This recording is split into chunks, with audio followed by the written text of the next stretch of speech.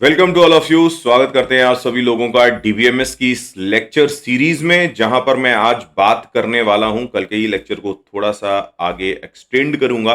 कल मैंने जो डिस्कशन किया था वो डिस्कशन था आपका सेट डिफरेंस, ठीक है, जिसको माइनस ऑपरेटर भी कहते हैं, एक्सपेक्ट ऑपरेटर भी कहते हैं, एक्सेप्ट ऑपरेटर भी कहते हैं, माइनस ऑपरेटर भी कहते हैं, सेट डिफरेंस भी कहते हैं। तो उसी डिस्कशन को मैं आगे ले जा रहा हूं। सेट डिफरेंस सेट का जो डिफरेंस है, यहां पर आपको समझ में आ रहा होगा। व्हेन जब हम आर माइनस एस करते हैं तो फिर आर एक सेट होगा और एस एक सेट होगा, दोनों के बीच में डिफरेंस आ रहा होगा और उस डिफरेंस का जो नेट रिजल्ट आएगा वही हमारा आउटपुट होगा। ये आप आर माइनस एस में देख सकते हो। अगर आप आर माइनस एस को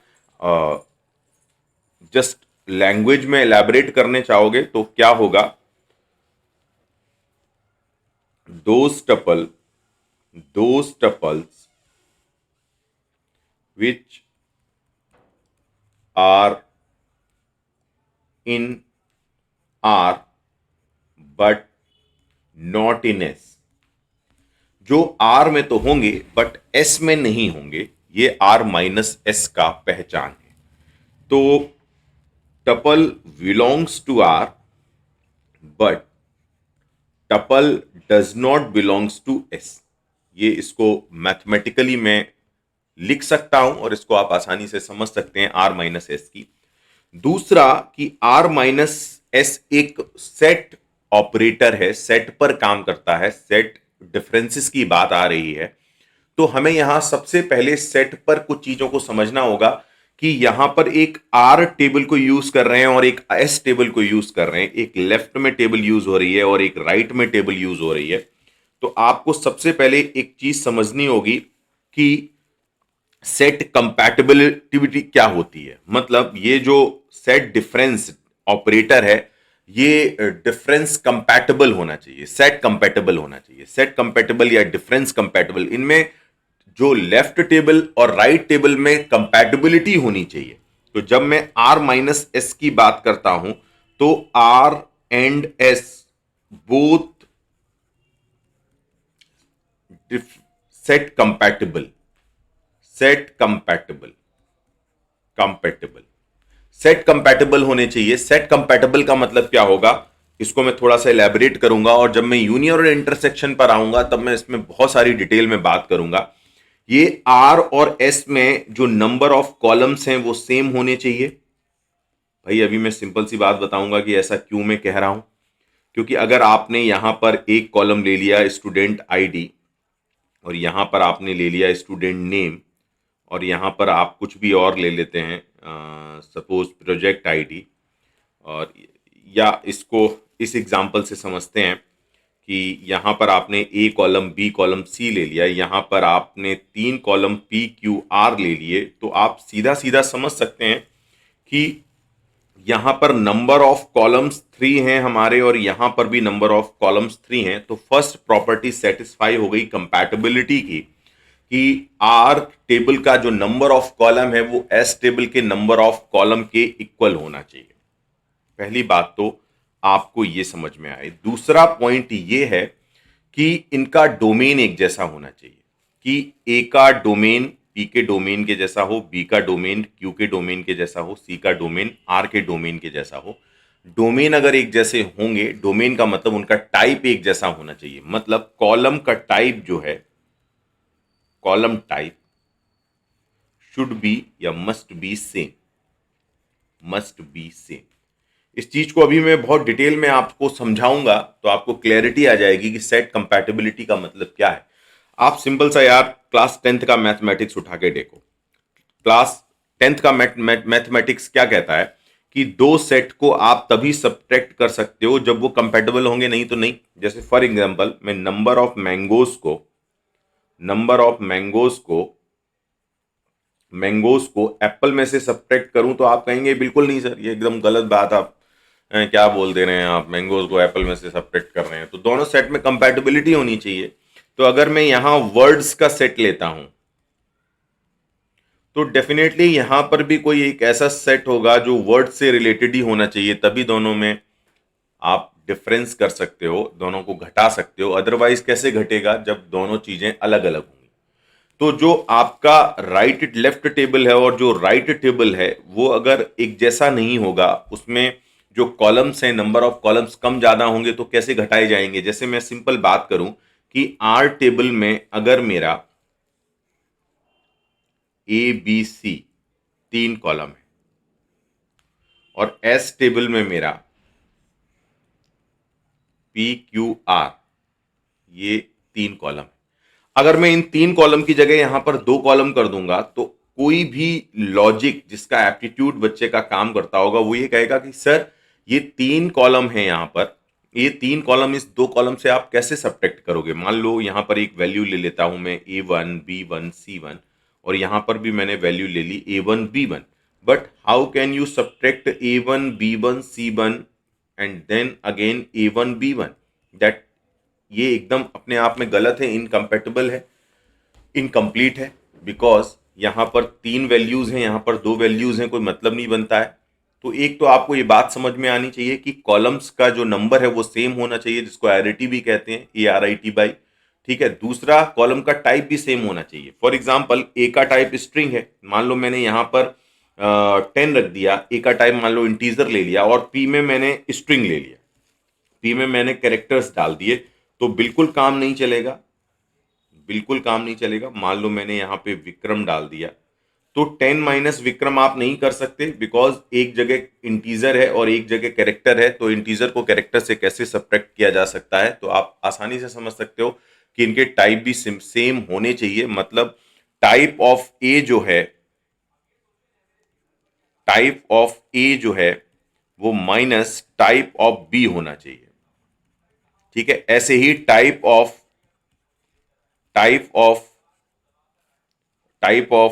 पी, और वैसे ही टाइप ऑफ बी जो है वो टाइप ऑफ क्यू होना चाहिए। सिंपली आप यहां से अपने एकदम कॉमन एप्टीट्यूड को लगाते हुए ये चीज देख सकते हो कि दो चीजों में आप माइनस का काम तभी कर पाओगे जब उनके टाइप एक जैसे हों और नंबर ऑफ कॉलम्स एक जैसे हों।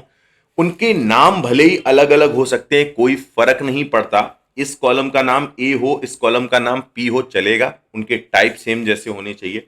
इस कॉलम का नाम बी हो, इस कॉलम का नाम क्यू है, चलेगा, बट उनके टाइप सेम होने चाहिए। अभी इस एग्जाम्पल को मैं यूनियन और इंटरसेक्शन में बहुत डिटेल में इलेबोरेट करूंगा, थोड़ा सा वेट करिएगा। बट मैं सेट कंपैटिबिलिटी भी आपको समझाना चाह रहा था, बिकॉज सेट डिफरेंस में भी सेट कंपैटिबिलिटी होना जरूरी है। अगर दोनों सेट एक जैसे नहीं होंगे तो आप उनको घटा नहीं सकते, डिफरेंस नहीं कर सकते उनके बीच में, तो इसको माइनस को सेट डिफरेंस भी कहा जाता है। दूसरी बात सेट डिफरेंस में मुझे यह बतानी थी, अगला पॉइंट, कि ऐसा नहीं है कि एक टपल ही घटाया जा सकता है। फॉर एग्जाम्पल मैं एक आर टेबल ले लेता हूं जहां पर, और एक एस टेबल ले लेता हूं जहां पर पी और क्यू, लेकिन यहां पे मैं A1 B1 ले लेता हूं, यहां पे मैं A1 B1 ले लेता हूं, यहां पे मैं A2 B2 ले लेता हूं, यहां पे मैं A3 C3 ले लेता हूं, यहां पे मैं A3 B3 ले लेता हूं, यहां पे मैं A4 C4 ले लेता हूं, और मैं ये मान के चलता हूं कि type of A type of P के बराबर है, type of A equal to type of P and type of B equal to type of Q. ये चीज यहां से आपको समझ में आ जानी चाहिए। So this will be this. ठीक है। एंड फिर आप कहेंगे नंबर ऑफ कॉलम्स भी यहां पर 2 हैं आर में और नंबर ऑफ कॉलम्स भी हमारे एस में 2 है। बहुत ही बढ़िया बात, ये बात आप यहां से समझ सकते हो। ठीक है।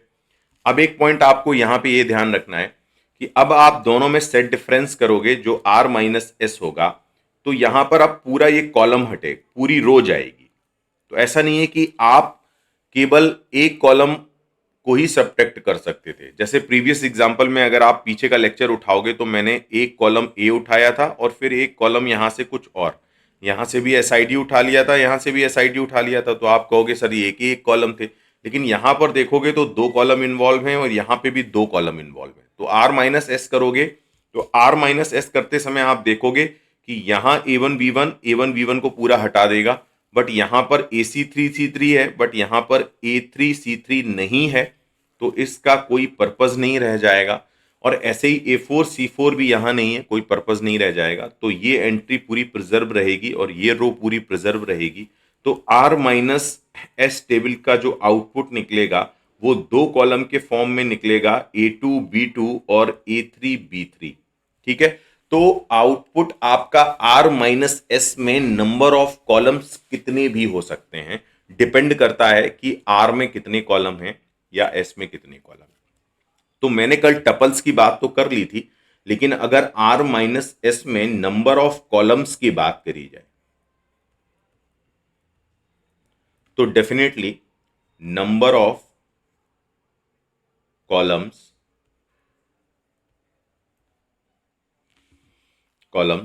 इन आर और एस, अगर आर में आपके 3 कॉलम हैं और एस में आपके 3 कॉलम हैं तो रिजल्टेंट जो टेबल आएगी उसमें भी आपके 3 कॉलम निकल के आएंगे। ठीक है, तो सिंपली आपको पहली रो जो 3 कॉलम से मिलकर रही होगी और एस की पहली रो जो 3 कॉलम से मिल रही होगी, अगर वो मैच हो रहे होंगे तो वो डिस्कार्टेड हो जाएंगे।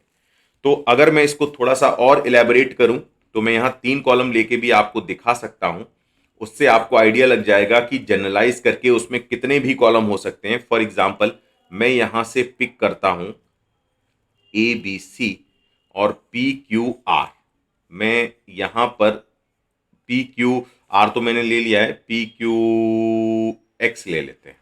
अब यहां पे अगर मैं C1 डाल देता हूं, यहां पर C1 डाल या D1 डाल देता हूं, यहां पर D1 डाल देता हूं, यहां पर D2 डाल देता हूं, D3 डाल देता हूं, D4 डाल देता हूं, D5 डाल देता हूं, तो अगर आप पहला पूरा इसका रो कंप्लीटली देखेंगे और इसका पूरा रो कंप्लीटली देखेंगे तो ये जो आर टेबल का पहला रो एस टेबल के पहले रो से पूरा मैच मार रहा है, तो ये पूरा का पूरा आर टेबल से उड़ जाएगा। लेकिन एस टेबल का दूसरा रो आर टेबल की दूसरी रो से मैच नहीं कर रहा, तो आर टेबल की दूसरी रो पूरी प्रिजर्व रहेगी।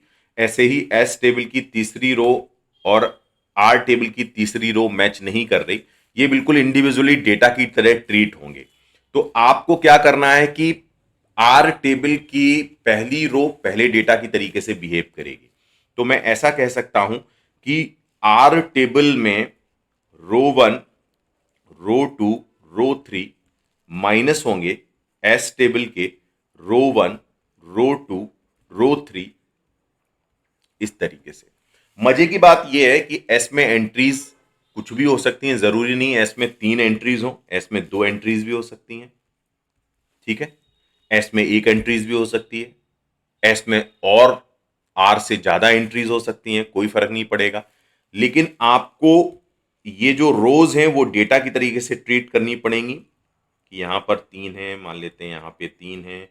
अब अगर R1 कॉमन है तो उसको हटा देना है और जो जो कॉमन है वो फर्स्ट आर टेबल से हटता चला जाएगा, उससे आप पता लगा लेंगे। लेकिन आप अगर एस और आर के साइज के बारे में बात करेंगे तो सिंपली मैं ये कहना चाहूंगा कि आर माइनस एस में ये मैटर ही नहीं करता है कि आर में नंबर ऑफ रोज कितनी है और एस में नंबर ऑफ रोज कितनी है। एस में कितनी भी नंबर ऑफ रोज बनी रहे उससे आर माइनस एस का रिजल्ट डिसाइड नहीं होगा। आर माइनस एस का जो रिजल्ट डिसाइड होगा वो इससे डिसाइड होगा कि कितना कॉमन है आर और एस में, वो सारा कॉमन पार्ट आर से हटा दिया जाएगा। सिंपली आप इस चीज को देख सकते हो।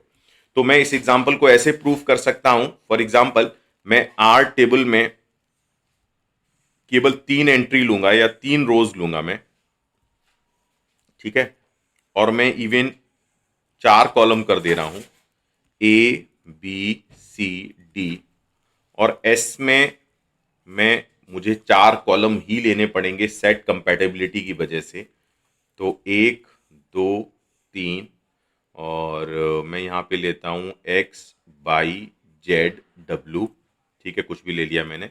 और यहाँ पर मैं कितनी भी रोज कर दूं कोई फर्क नहीं पड़ने वाला, कितनी भी रोज कर दूं। यहाँ पे मैं 3 ही रोज कर देता हूँ और इन 3 रोज में मैं कुछ एंट्रीज ले लेता हूँ A1 B1 C1 D1, और मैं यहाँ पर एंट्री ले लेता हूँ A1 B1 C1 D1, और यहाँ पे ले लेता हूँ A3 B1 C2 D2 कुछ भी, और यहाँ पे ले लेता हूँ A2 और B2 C2 D2, और यहाँ पर ले लेता हूँ A3 B3 C3 D3, और यहाँ पर मैं ले लेता हूँ A3 B3 C3 D3, और फिर मैं कुछ भी लेता जाता हूँ A4 B4 C4 D4 A5 V5 C5 D5 और A6 B6 C6 D6 कुछ भी उठा के देख लेता हूँ।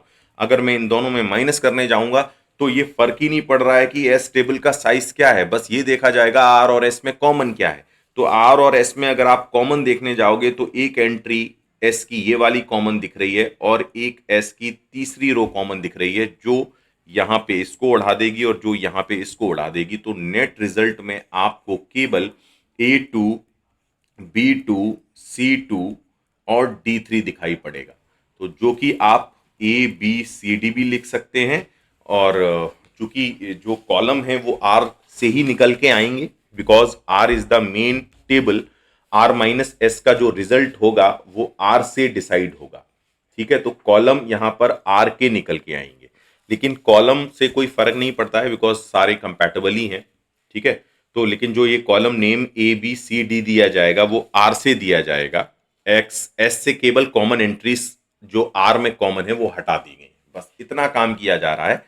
और यहां से पूरी क्लैरिटी आपको R माइनस एस की हो गई होगी कि सेट कंपैटिबिलिटी क्या है। सेट कंपैटिबिलिटी अगर ऐसी है तो कॉलम्स अगर हम बढ़ाते चले जाते हैं तो कॉलम्स में जो कॉमन रोज होती हैं वो R से हटा दी जाती हैं, और जो आउटपुट निकलता है उसमें कॉलम नेम कौन से दिए जाते हैं, R के कॉलम नेम दिए जाते हैं। तो इतनी चीजें आपने नई सीखी हैं कहां पर, सेट डिफरेंसेस में। तो सेट डिफरेंसेस में जो कॉमन रोज होंगी वो एलिमिनेट हो जाएंगी कहां से, R टेबल से। और मजे की बात यह है कि ये कॉलम नेम आप यहां पर चिपका दोगे, वो कॉलम नेम कहां से निकल के आ रहे होंगे, R से निकल के आ रहे होंगे। तो जो आउटपुट इंस्टांस या आउटपुट टेबल होगी वो आउटपुट टेबल के कॉलम नेम R के होंगे, और आउटपुट टेबल में R के टपल्स तो रहेंगे, वो वाले टपल्स जो S से कॉमन मैच नहीं कर रहे होंगे, जो S में नहीं होंगे। S का कोई भी टपल आपको आउटपुट टेबल में नहीं दिखाई पड़ेगा। तो R माइनस एस का पूरी तरीके से आपको पिक्चर क्लियर होगा कि किस तरीके से R माइनस एस परफॉर्म करते हैं। तो एक बार मैं रिवीजन दे देता हूं आपको। R माइनस एस मतलब सेट डिफरेंस का। सेट डिफरेंस में आपने पहली चीज देखी कि सेट कंपैटिबल होने चाहिए, कंपैटिबल होने चाहिए। कंपैटिबिलिटी का मैंने पहला बताया, number of columns in R equal to number of columns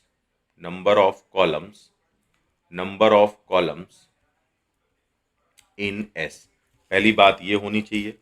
दूसरा, number of columns in R in number of columns in S होना चाहिए। दूसरा ये होना चाहिए कि column type must be same, column type must be same. दो चीजें अगर आ गई तो सेट कंपैटिबल हो गया। दूसरा, अगर R माइनस एस का रिजल्ट देखोगे तो जो R माइनस एस फाइनली देखोगे, R minus S is the final output. इस फाइनल आउटपुट में कितने कॉलम होंगे, नंबर ऑफ कॉलम्स की अगर बात करी जाए, नंबर ऑफ कॉलम्स वो होंगे number of columns equal to number of columns in R, and name of columns will be same as R। तो R से ही सारा डिसाइड हो रहा होगा, बस आप S की कॉमन रोज को R से एलिमिनेट कर देंगे। इतनी बात आपको क्लियर कट समझ में आई होगी। अब मैं बात करने वाला हूं यहां पर एक बहुत ही इंपॉर्टेंट कॉन्सेप्ट की, जिसमें मैं आपको बताने वाला हूं यूनियन, जो कि सेट ऑपरेटर है अपने आप में। सो आज मैं डिस्कस करने वाला हूं यूनियन। तो यूनियन ऑपरेटर का जो पर्पस है वो क्या होता है, यूनियन निकाल के देना होता है। ठीक है। सो यूनियन ऑपरेटर का जो मीनिंग है वो दो सेट में डिस्टिंक्ट एंट्री को ले लेना होता है। ठीक है। तो यूनियन में मैंने यूनियन ऑपरेटर की बात करूं, मैं अगर ऑपरेटर की, तो union operator, what is the union operator, this is the union operator. तो यूनियन ऑपरेटर भी सेट ऑपरेटर होता है और बाइनरी ऑपरेटर है। इसको दो टेबल चाहिए, R union S. So there is a need of two tables, R union S. तो ये बाइनरी ऑपरेटर है, बाइनरी ऑपरेटर है। बाइनरी ऑपरेटर का मतलब क्या होता है, जिसको दो इनपुट चाहिए होते हैं। तो भैया देखो, ये रहा पहला इनपुट और ये रहा दूसरा इनपुट, इसलिए इसको मैं बाइनरी ऑपरेटर कहता हूं। क्योंकि ये सेट क्यों बोल रहा हूं, because R is also a set and S is also a set. हर जो हमारी टेबल है वो सेट होती है, इसलिए मैं इसको सेट ऑपरेटर भी कह रहा हूं। दूसरी बात, इसमें मजे की बात आपको ये देखनी पड़ेगी कि आर यूनियन एस परफॉर्म करने के लिए पहली कंडीशन क्या है। द फर्स्ट कंडीशन जो मैच करनी चाहिए, तो फर्स्ट कंडीशन की R union S must be union compatible, union compatible, compatible, union compatible. What is the meaning of the union compatible, जो सेट डिफरेंस में देखा था वही यहां पे है। क्या मतलब, number of column in R, number of column in R must be equal number of column in S, the first thing। And दूसरा पॉइंट क्या होना चाहिए, सेटिस्फाई, दूसरा पॉइंट सेटिस्फाई होना चाहिए। Type of column, type of columns, columns in R must be same type of columns, columns in S. ये आपको ध्यान में रखने वाली बात है, और ये कोई भी 10th 12th में जिसने सेट थ्योरी पढ़ी होगी, वो सेट थ्योरी के बेस पे बहुत आसानी से बता सकता है कि भैया ये चीज तो होगी ही होगी, इसमें कुछ नया नहीं है। क्योंकि दो सेट का यूनियन आप तभी ले सकते हो। तो मैं अगर ये कहूं कि मैं यहां पर ट्री, एक सेट है मेरा और एक सेट मेरा रिवर का है, रिवर्स का, और इनके बीच में मैं यूनियन लेना चाहूंगा, तो कोई भी गांव का आदमी भी कहेगा कि क्या बकवास कर रहे हो भाई, एक सेट एकदम ट्री का है और एक सेट रिवर का है, तो किस तरीके से आप यूनियन ले लोगे। तो डेफिनेटली इसको भी वन काइंड ऑफ ट्रीज का सेट होना पड़ेगा, तभी आप इनके बीच में यूनियन भी ले पाओगे, तभी इनके बीच में आप इंटरसेक्शन भी ले पाओगे। ये सारी चीजें जब तक कंपैटिबल नहीं होंगी, आप सेट ऑपरेशंस परफॉर्म ही नहीं कर सकते हो। दोनों सेट का एक जैसा होना जरूरी है, तभी आप सेट ऑपरेटर परफॉर्म कर पाओगे। तो पहली इस बात से आप सभी लोग एग्री हो रहे होंगे कि दोनों सेट अगर कंपैटिबल हैं तो मैं उनमें डिफरेंस ऑपरेटर भी लगा सकता हूं, यूनियन ऑपरेटर भी लगा सकता हूं, और मैं इंटरसेक्शन ऑपरेटर भी लगा सकता हूं। अब मैं बात डिस्कस करने वाला हूं थोड़ा सा डिटेल में यूनियन ऑपरेटर की, तो अपनी आंखों को जरा कंप्यूटर स्क्रीन पर रखिएगा और अपने दिल को थाम के रखिएगा, बिकॉज यूनियन ऑपरेटर बहुत इंपॉर्टेंट ऑपरेटर है। और ये यूनियन ऑपरेटर इतना काम का ऑपरेटर है कि आपको बहुत जगह देखने को मिलेगा इसका रोल। यूनियन ऑपरेटर का मतलब क्या होता है, अगर मैं दो टेबल्स में यूनियन ऑपरेटर को यूज कर रहा हूं, आर यूनियन एस, इसका कहने का तात्पर्य क्या है कवि का, तो कवि का तात्पर्य यह है कि टपल्स which belongs R और S और बोथ।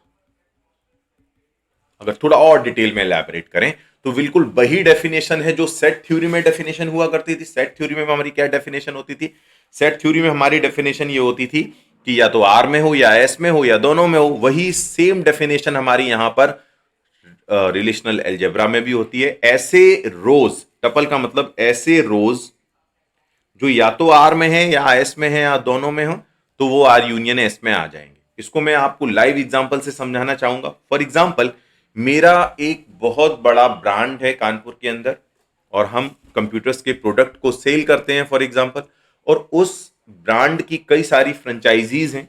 तो एक फ्रेंचाइजी मेरी इंदिरा नगर में है, और एक फ्रेंचाइजी मेरी गुरुदेव पे है। अब मैं अपने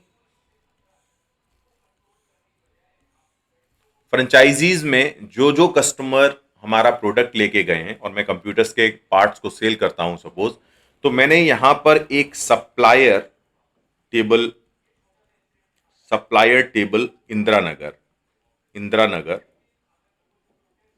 बना के रखा है, और यहां पे मैंने एक सप्लायर टेबल गुरुदेव गुरुदेव बना के रखा है।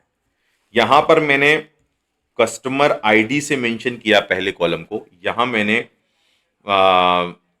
पर्सन आईडी से कॉलम को मेंशन किया, यहां पे मैंने प्रोडक्ट आईडी से मेंशन किया कॉलम को, और यहां मैंने आइटम आईडी से मेंशन किया, और यहां पे मैंने प्रोडक्ट क्या था वो मेंशन किया, और यहां पे मैंने आइटम मेंशन कर दिया। अब फॉर एग्जांपल मैंने कहा कि कस्टमर C1 ने प्रोडक्ट P1 खरीदा और जो कि है माउस, फिर कस्टमर C1 ने ही प्रोडक्ट P2 खरीदा जो है मॉनिटर, फिर C2 ने मेरा P3 खरीदा जो है वेबकैम, और C4 ने मेरा P4 खरीदा जो कि है फॉर एग्जांपल रैम। अब हो सकता है कि एक सेम कस्टमर ने इंदिरा नगर वाली ब्रांच से कुछ खरीदा हो सकता है गुरुदेव वाली ब्रांच से भी उसने खरीदा हो। तो C1 ने एक प्रोडक्ट मेरा खरीदा, क्योंकि यहाँ पे मैं प्रोडक्ट आईडी को डिफरेंट कर दे रहा हूँ P5 थोड़ी देर के लिए, बिकॉज मैं अगर एक बहुत बड़ा होल सेलर डिस्ट्रीब्यूटर हूँ तो मैं अपने प्रोडक्ट को सबको अलग रखूंगा जब मैं उनको एक साथ परचेस करूंगा, फिर उनकी डिफरेंट डिफरेंट प्रोडक्ट आईडी को डिस्ट्रीब्यूट कर दूंगा अमंग द सिटी। तो यहाँ पर जो माउस होगा गुरुदेव में उसकी प्रोडक्ट आईडी डिफरेंट रखूंगा, और जो मेरी इंदिरा नगर में माउस होगा उसकी प्रोडक्ट आईडी डिफरेंट रखूंगा। तो फॉर एग्जांपल मैंने यहाँ पर माउस सेल किया बट डिफरेंट प्रोडक्ट आईडी होगी, बिकॉज दोनों माउस अलग अलग हैं तो उनकी प्रोडक्ट आईडी डिफरेंट होनी चाहिए। फिर मान लेते हैं हम कि हमारा यहाँ पर एक कस्टमर आया C5 और C5, उसने हमारे दो प्रोडक्ट खरीदे 6-7 जो है हमारा यहाँ पर हार्ड डिस्क, ठीक है, और यहाँ पर हम ले लेते हैं कि उसने हमारी स्क्रीन कंप्यूटर की स्क्रीन ले ली है, और C6 ने हमारा एक P8 प्रोडक्ट खरीदा और जो हमारा प्रोडक्ट है कीबोर्ड, ठीक है। अब ये एक ही फ्रेंचाइजी की एक ही होलसेल डिस्ट्रीब्यूटर की दो शॉप में कस्टमर का डिटेल है जो कंप्यूटर्स पार्ट्स को बेच रहे हैं। अब अगर मैं इस टेबल को, जो पहली टेबल है, इस टेबल को R मान लेता हूं, और यहां पर आप इनके कॉलम्स को जरा आइडेंटिफाई करें तो आप इनका टेबल बिल्कुल बना सकते हैं। फॉर एग्जाम्पल मैंने यहाँ पे CID ले लिया, मैंने यहाँ पे PID ले लिया, और मैंने प्रोडक्ट, ये तीन कॉलम मैंने इसके मेंशन कर दिए यहाँ पे, और यहाँ पे मैंने पार्ट आईडी ले लिया, और यहाँ पे मैंने आइटम आईडी ले लिया, और यहाँ पे मैंने आइटम ले लिया, और ये मैंने तीन कॉलम्स मेंशन कर दिए यहाँ पर। मजे की बात आपको सबसे पहले देखने को ये मिलेगी कि ये तीनों कॉलम के नाम अलग हैं, इन तीनों कॉलम के नाम अलग हैं, बट इनकी डोमेन अगर आप देखने जाओगे, टाइप, डोमेन का मतलब बेटा होता है टाइप। तो ये CID में ले रहा हूं क्या, वेरकेर ले रहा हूं, आप यहां पे इंटीजर भी ले सकते थे, मैं इसको वेरकेर ले रहा हूं, क्योंकि मैं स्ट्रिंग डालने की कोशिश करी है, मैंने यहां पर स्ट्रिंग्स रखी है मैंने, और यहां पर PID में मैं चाहता तो PID में इंटीजर ले रहा हूं, ठीक है। थोड़ी देर के लिए आप रुक जाइए, बिकॉज PID को थोड़ा इंटीजर ले लेते हैं तो अलग अलग टाइप हो जाएंगे। तो ये मैं सपोज 101 ले रहा, 102 ले रहा, 103 ले रहा, 104 ले रहा, और ये 105 है, 106 है, 107 है, 108 है, या अलग शॉप है तो 4 कर देते हैं इसको, और लो हो गया यहाँ पे डिफरेंस। अब इस टाइप को अगर आप देखने जाओगे PID, तो ये भाई साहब इंट है, लेकिन यहां पर भी PID को देखने जाओगे, इवन जो आपका पर्सन आईडी है यहाँ पे, not product ID, this is the person ID, तो ये पर्सन आईडी आपकी जो है ये बैरकेर है, और यहां पर जो ये आइटम आईडी है ये आपकी क्या है, इंटीजर है, दैट्स ग्रेट। और यहां पे जो आइटम है ये हमारे वेरकेर हैं, बिकॉज यहां पे स्ट्रिंग आ रही है, और यहां पे प्रोडक्ट वी वेरकेर है। तो आप देख रहे हैं कि number of column R table में एस टेबल के सेम है। तो इसको मैं आर टेबल मान ले रहा हूं और इसको मैं एस टेबल मान ले रहा हूं। Supplier table in Gurudev and supplier table इन इंदिरानगर। तो आर यूनियन एस अगर मैं परफॉर्म करूंगा, so if I perform R union S, first of all I will check the set compatibility between the R table and the S table, and the set compatibility rule, according to the set compatibility rule, the number of column in R is same as the number of column in S, the first thing, and the type of the columns and the type of the columns in S is the same, so you can say the R union S satisfy the set compatibility। और अब मैं आगे के operations पर जा सकता हूं। मजे की बात दूसरी ये देखने की है कि यहां पे कॉलम नेम को सीआईडी नाम दिया गया है, कॉलम नेम को पर्सन आईडी दिया गया है, कोई फर्क नहीं पड़ता, उनका टाइप एक जैसा होना चाहिए। अब मैं आर यूनियन एस को परफॉर्म करने जाऊंगा, तो आर यूनियन एस में मुझे क्या क्या दिखेगा वो आपको थोड़ा सा मार्क करके दिखाता हूं। तो आर यूनियन एस में C1 101 माउस दिखेगा, मैं शॉर्ट में लिख दे रहा हूं। C1 102 दिखेगा आपको और मॉनिटर दिखेगा। फिर आपको C2 103 dead dead disk, C4 104 dead dead disk, C1 405 dead dead disk, C5 C5 C5 407 408 406 407 and C6 408। अब आप फटाफट आप इन चीजों को यहां पे देख सकते हैं कि टोटल एंट्रीज आपकी 4 एंड 4 8 दिखाई पड़ रही हैं, क्योंकि 4 और 4 8 आपको नेट टेबल में इसलिए दिखाई पड़ रही हैं क्योंकि पूरी 8 एंट्री डिस्टिंक्ट है।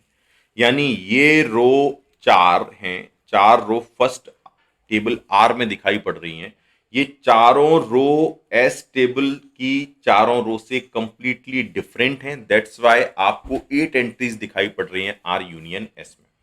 लेकिन अगर मैं ये चीज यहां पे कहूं, मैं ये बोलूं कि मुझे आर यूनियन एस नहीं चाहिए, मुझे चाहिए आर यूनियन एस में मुझे pi of R, this is CID union S pi of PID, इसका इंटरसेक्शन चाहिए मुझे।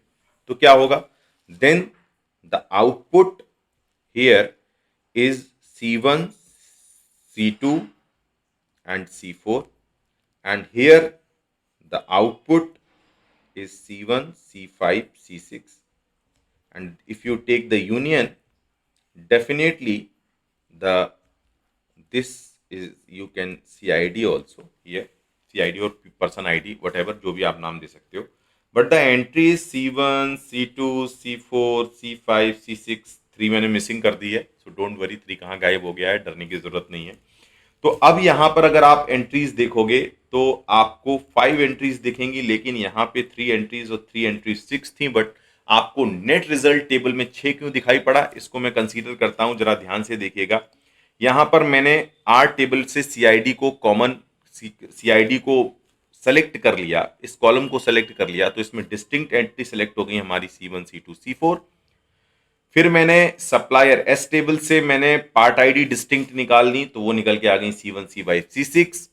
जब मैंने इनका यूनियन लिया तो C1 और C1 दोनों में कॉमन था, तो एक बार राइट किया जाएगा C1, C2 डिस्टिंक्ट है, एक बार भी कॉमन नहीं है, अलग लिख दिया, C4 डिस्टिंक्ट है, कोई भी कॉमन नहीं है, एक लिख दिया, C5 डिस्टिंक्ट है, कॉमन नहीं है, लिख दिया, C6 डिस्टिंक्ट, कॉमन लिख दिया। तो फाइनली आपको एंट्रीज देखने को मिल गई 5, क्योंकि जो एक एंट्रीज कॉमन थी वो निकल के बाहर आ गई। तो इसमें अगर आप सिंपली ये देखना चाहोगे कि आर यूनियन एस में नेट अमाउंट ऑफ टपल कितने होंगे, सर यहां तो आपने कैलकुलेट करके हमको दिखा दिया बहुत आसानी से कि 3 और 3 6 था सर, एक कॉमन था तो 5 आ गया, लेकिन यहां पर 4 और 4 रिजल्ट 8 आ गया। क्यों? क्योंकि यहां पर कोई कॉमन ही नहीं था। तो सर हम इसके लिए क्या कुछ जनरलाइजेशन कर सकते हैं? क्या सर हम इन जनरल बता सकते हैं? तो बिल्कुल इन जनरल बता सकते हो आप।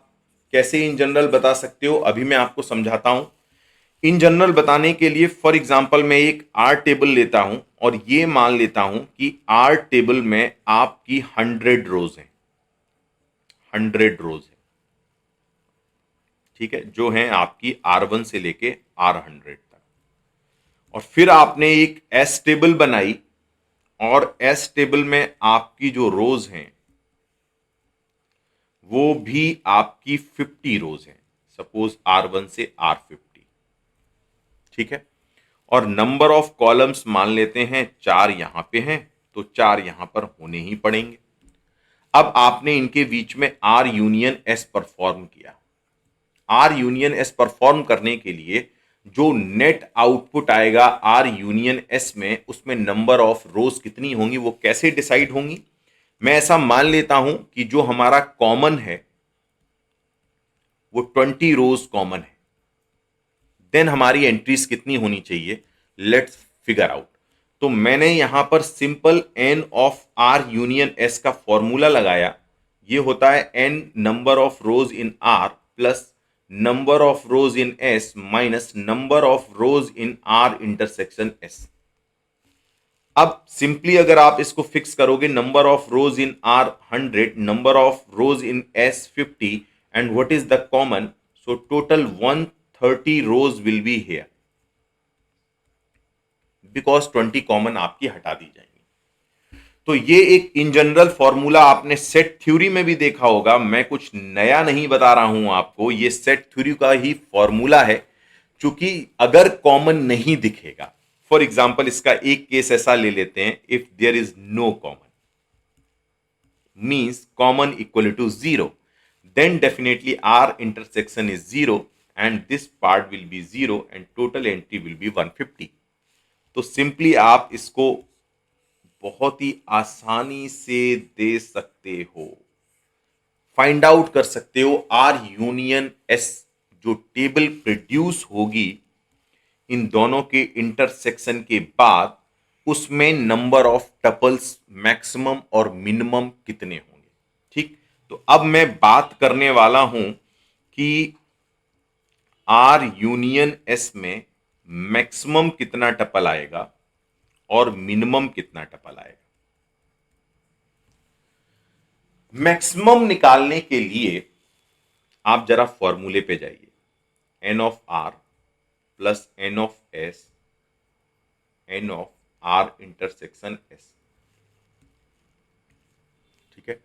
What is n of R n, तो चूंकि जो माइनस हो रहा है उसको जीरो कर दो तो मैक्सिमम निकल के आ जाएगा। If there is no common, if there is no common, n of R plus n और n of S, that is the maximum of R union S. But what is the minimum? Minimum is simple कि इसमें अगर 100 entry हैं और suppose इसमें भी अगर 100 entry हैं और वो सारी 100 एंट्रीज कॉमन निकल के आ गई, ठीक है, तो वो अपने आप में मिनिमम हो गया। तो आर यूनियन एस का मिनिमम क्या होगा? तो आप आर यूनियन एस का मैक्सिमम जब निकालते थे तो ऐसे निकालते थे कि दोनों सेट डिस्टिंक्ट हैं, तो ये आर यूनियन एस का मैक्सिमम हो गया। और जब आप आर यूनियन एस का मिनिमम निकालते थे तो जरा सेट थ्योरी के डिजाइन में जाना, ये आर है और एस है और आर यूनियन एस अब आप यहां से निकालोगे तो आपको सेट एस मिलेगा, मतलब जो मिनिमम वैल्यूज कंटेन कर रहा होगा, मतलब आर मिलेगा।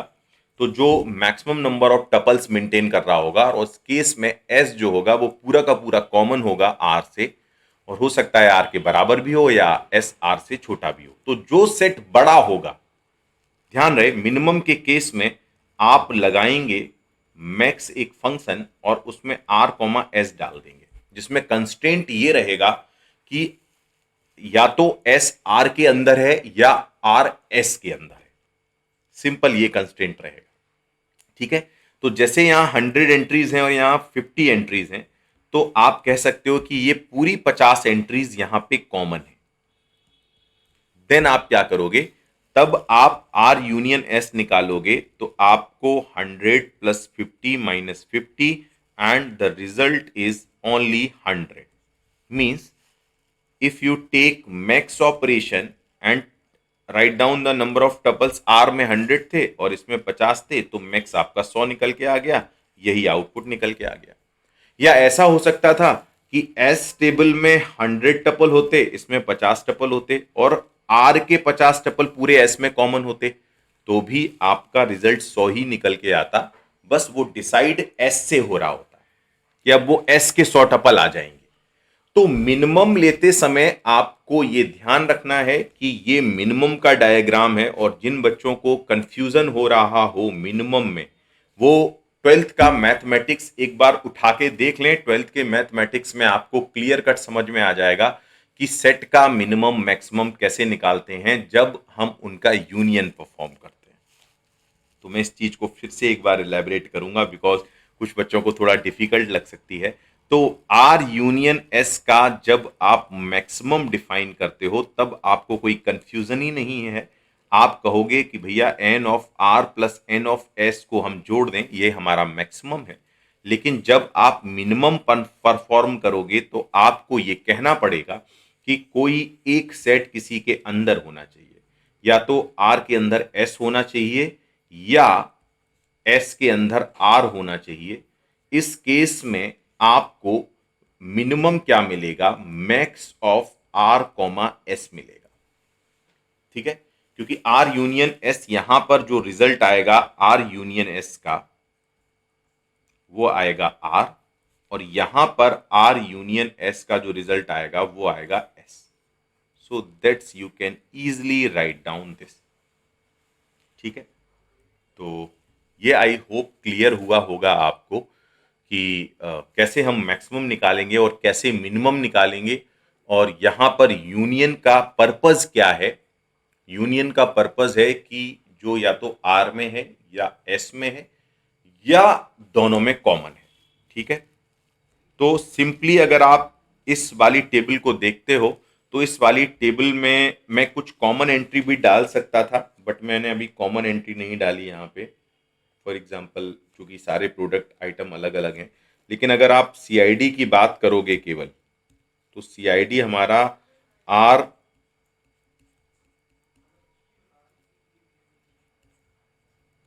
यहाँ पे हमारा कस्टमर आईडी था और यहाँ पर पर्सन आईडी था, तो हमारा आ गया था C1 C2 C4 C5 C6। अब मजे की बात यह है कि यहाँ पे आप देखो C1 है, दोनों में कॉमन है, तो definitely C1 is there. But C2 जो है वो केवल हमारा आर में है, एस में नहीं है। C4 भी आर में है, एस में नहीं है। बट C5 जो है हमारा एस में है, आर में नहीं है। C6 हमारा जो है वो एस में है, आर में नहीं है। तो सारी ऐसी एंट्रीज जो या तो आर में होंगी या एस में होंगी या बोथ होंगी, तो C1 हमारा जो है वो बोथ है, और C2 C4 C5 C6 या तो आर में है या एस में है। तो यहां से आपको पूरी क्लियरिटी मिली होगी यूनियन ऑपरेटर की कि सेट कंपेटेबल। तो एक बार मैं फिर से रिवाइज करना चाहूंगा कि सेट ऑपरेटर में हमने क्या क्या सीखा, यूनियन ऑपरेटर में हमने क्या सीखा। तो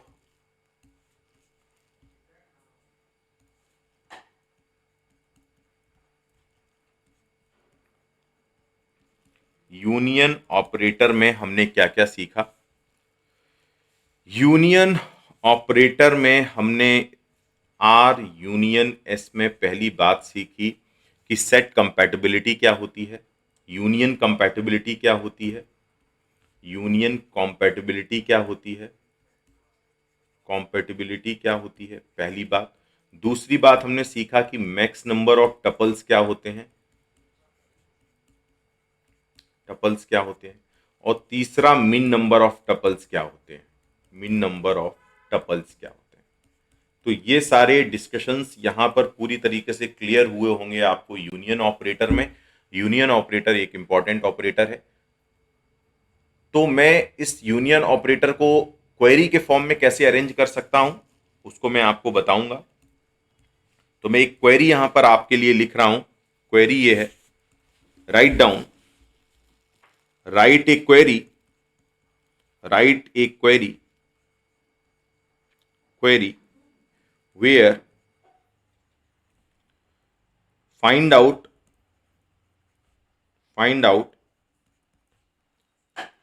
student id student ID who's enrolled in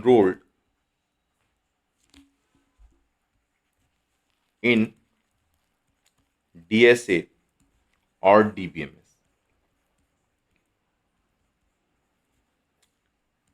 What is the table of student जो कि given रहेगी? Student table is SID,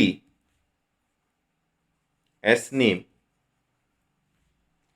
and you can take write a query where find out the student who enrolled in DSA or DBMS.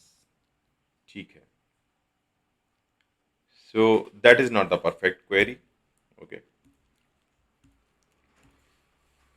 तो query की form में अभी इसको समझेंगे. Union operator को मैंने आपको बता दिया है. ठीक है. तो अभी का लेक्चर मैं क्लोज करता हूं यूनियन ऑपरेटर का.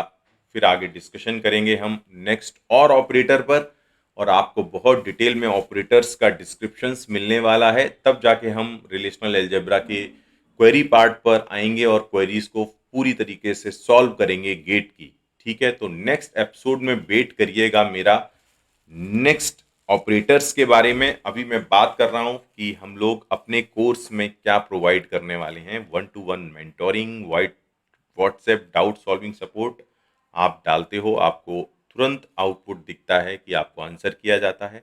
ऑप्शनल और मैंडेटरी वीडियोस, ये दोनों मैं आपको दूंगा यहाँ पे. तो फिलहाल के लिए अभी इस यूनियन और सेट डिफरेंस को यहीं पे कंप्लीट करते हैं. आगे के लेक्चर्स पे हम बात करेंगे और बहुत सारे ऑपरेटर्स पर. अभी बहुत सारे ऑपरेटर्स बाकी हैं रिलेशनल अलजेब्रा में, बहुत डिटेल में पढ़ने वाले हैं हम पूरे डीबीएमएस को.